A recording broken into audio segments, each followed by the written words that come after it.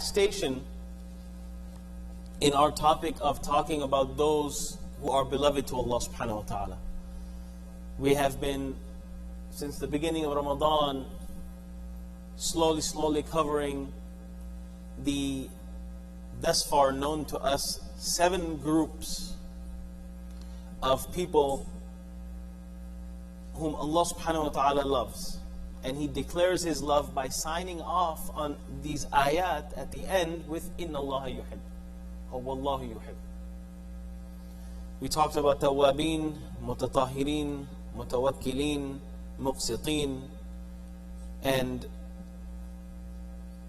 Sabirin, Muttaqin, and now we are at Muhsinin. I started to share with you what the stages, what ihsan, the concept of ihsan, what the Prophet ﷺ explained that to be. And it is ihsan talks about a spiritual experience of being in the now with Allah subhanahu wa ta'ala. Mentally, emotionally, spiritually, physically connected. And conducting oneself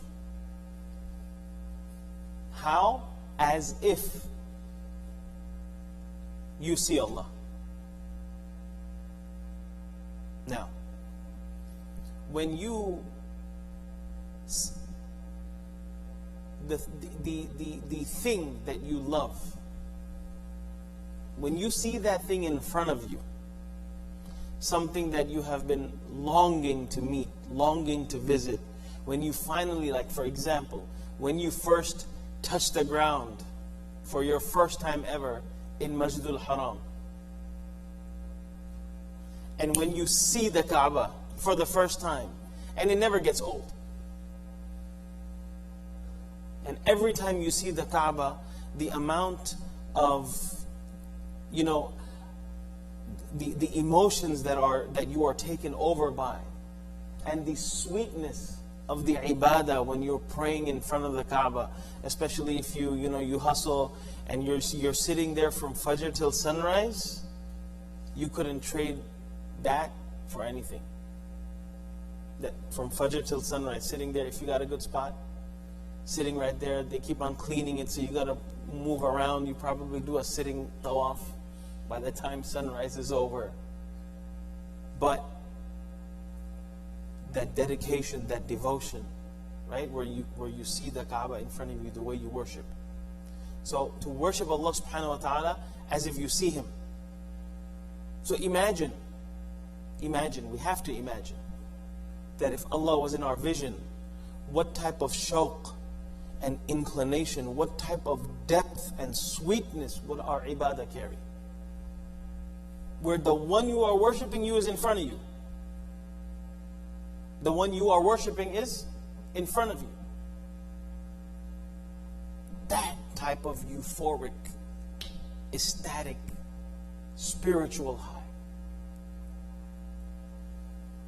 فَإِن لَمْ تَكُنْ تَرَاهُ. And obviously you cannot see Him. But that does not mean your ibadah can reach the stage as if you see Him. That's why it says كَأَنَّكَ تَرَاهُ, as if you see Him, because you can't. What's the consolation prize of ihsan? That if you can't be at that level of cognizance of Allah subhanahu wa ta'ala, of recognition of Allah subhanahu wa ta'ala, that present in your ibadah as if you are seeing Allah subhanahu wa ta'ala, then at least you conduct yourself as if, no. فَإِن لَمْ تَكُنْ تَرَاهُ. And when you can't see Him, guess what? فَإِنَّهُ يَرَاكَ. He sees you. He's watching you, always.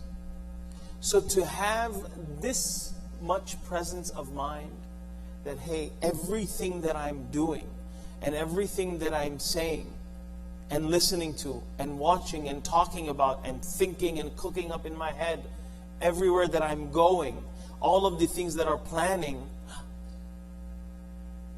it's under 24-hour surveillance.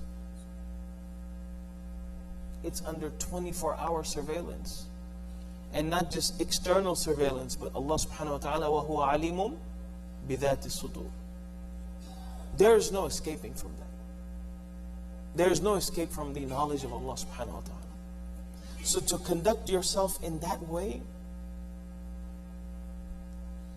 how do you think a person would conduct themselves?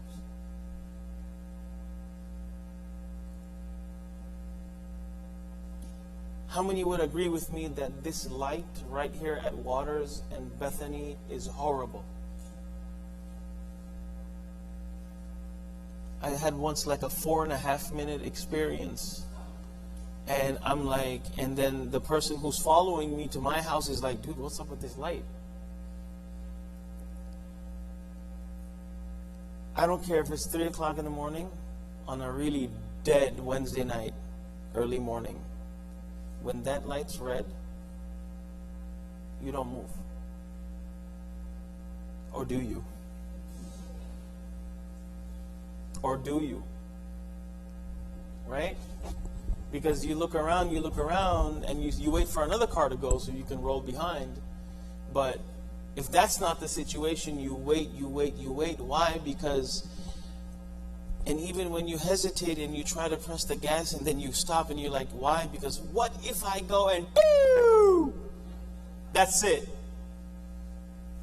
So you know you broke that red. I mean, you can't say, you broke a red. That's it, end of story. Unless you got someone you got to deliver to the hospital. So what's going to happen? What do you do? That type of ihsan on the street, if we can extend that much fear and ihsan, if we can extend just that much with our relationship with Allah subhanahu wa ta'ala, we'd be in a much better place. That you know what, no one else is looking, and it doesn't even seem like anyone else is out there. It's in the middle of the night. Who's gonna know? Allah's gonna know. Many people abstain from doing stupid things out of fear of getting caught and busted. Why does it have to be that way? Why can it not be for the fact that Allah watches me? And just as we don't do things out of fear, we should also not do things out of love. I'm not doing this, not just to not gain the wrath of Allah, but to please Allah. Because this is what pleases Allah. This mindset of ihsan, Wallahu yuhibbul muhsinin. And it's not just for prayers. Surah Ali Imran, وَالَّذِينَ يُنْفِقُونَ فِي السَّرَّاءِ وَالضَّرَّاءِ, those people who spend in good and bad times. You got, you're still spending. You don't have, you're still figuring out how to cover your sadaqah.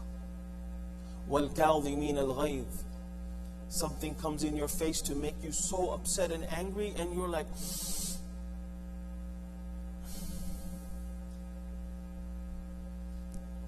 to swallow it, to swallow your anger. وَالْكَاظِمِينَ الْغَيْظِ, and not just after you swallow your anger and then every time you see the guy, you're like, I could have kicked your butt, right?